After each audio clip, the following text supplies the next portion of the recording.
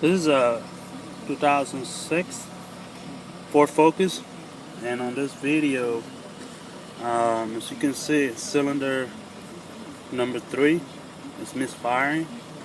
So that can be ignition coil, spark plug wires, spark plugs.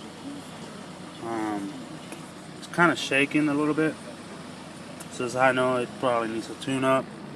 Check engine light is on. I have this computer, it tells me what's wrong. Your diagnostic plug is right here.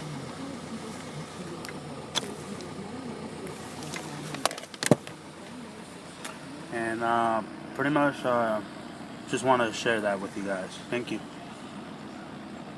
Make sure you do your tune-up when it's supposed to.